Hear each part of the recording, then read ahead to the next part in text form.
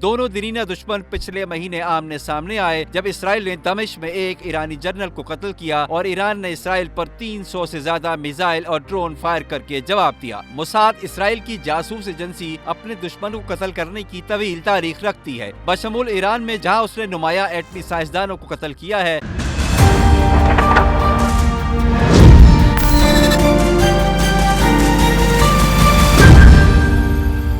ईरानी सदर डॉक्टर इब्राहिम रईसी के हेलीकॉप्टर को हादसा पेश आया या निशाना बनाया गया? क्या अंदरूनी चपकलिश का नतीजा था? चहमगोइयां और क्या साराइयां जोर पकड़ गईं? सवालात उठाए जाने लगे। कुछ ने खित्ते की जंगी सूरत हाल से जोड़ दिया। इसराइल का नाम भी लिया जाने लगा। इसराइल का फौरी रद्द अमल भी सामने आ गया। कहीं आलमी साजिश करार दी जाने लगी। ईरान में भी गैर यकीनी की सूरत हाल पैदा हो गई। 50 रोज बाद क्या होगा? ईरान के सदर डॉक्टर इब्राहिम रईसी 19 मई को हमसाया मुल्क अजरबैजान के दौरे से वापस आ रहे थे, जहां उन्होंने सरहद पर एक डैम का इफ्तिताह किया। हुकाम ने उनके हेलीकॉप्टर से राब्ता खो दिया, जो तबरेज से तकरीबन 86 किलोमीटर शुमाल मशरिक में एक पहाड़ी इलाके में था। पहले उन्होंने कहा कि कोई तशवीश की बात नहीं, सदर का हेलीकॉप्टर सख्त लैंडिंग कर गया था। हालांकि कुछ ईरानी न्यूज एजेंसियों ने उलझन पैदा करते हुए बताया कि वो कार के जरिए तबरेज की तरफ रवाना हुए थे। चंद घंटों बाद ये रिपोर्ट हज़फ कर दी गईं और सरकारी टेलीविजन ने सदर के लिए दुआएं नशर करना शुरू कर दी। 20 मई की सुबह सरकारी मीडिया ने तस्दीक की कि रईसी जिंदा नहीं रहे। उनके साथ वजीर खारजा भी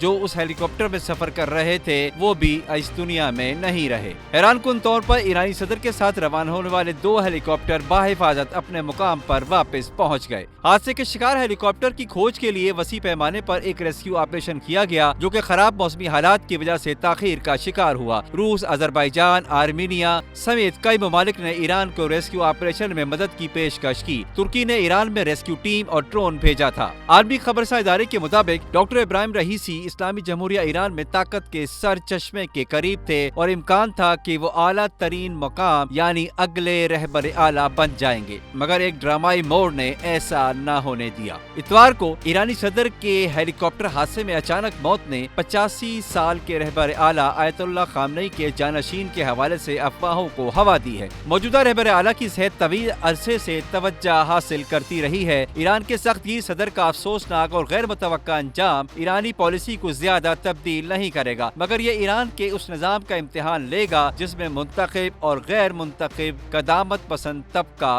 गालिब है।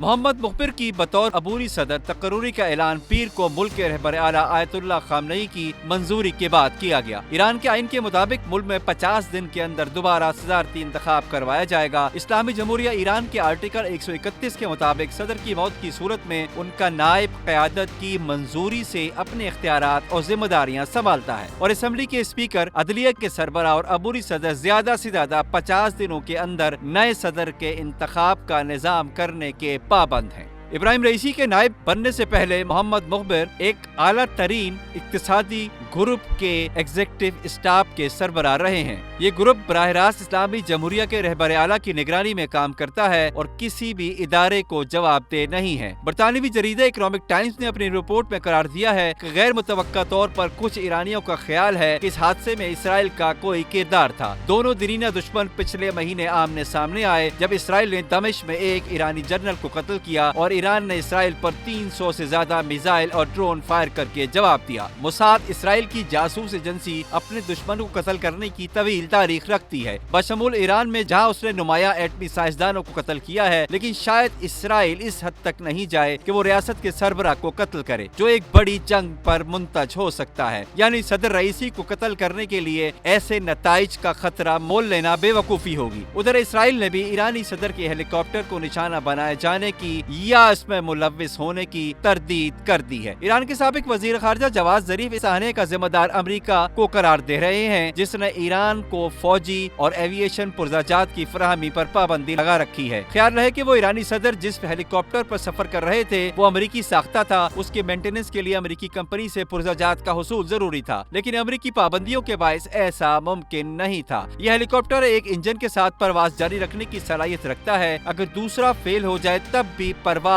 में खलल नहीं पड़ता। इसे कनाडा, इटली और जापान इस्तेमाल करते हैं। यह हेलीकॉप्टर समुद्री ऑपरेशंस, मुसाफिरों और वीआईपीज़ की नकुल हमल, سامان کی نقل و حمل، زلزلے سے متعلق آپریشنز، تیل اور گیس کی تلاش، ہلاکتوں کی نقل و حمل اور پہاڑی آپریشنز کے علاوہ جنگلات میں فضائی نگرانی، آگ بجھانے اور دیگر کاموں کے لیے بھی استعمال ہوتا ہے۔ بہرحال ایرانی صدر ڈاکٹر رئیسی غیر معمولی شخصیت کے حامل تھے۔ انہوں نے سعودی عرب سے سیاسی تناؤ ختم کیا، ایران کو چین کے قریب کیا۔ خطے کی موجودہ جنگی صورتحال میں ایران میں قیادت کا خلا ان کے مفادات کو نقصان پہنچا سکتا ہے۔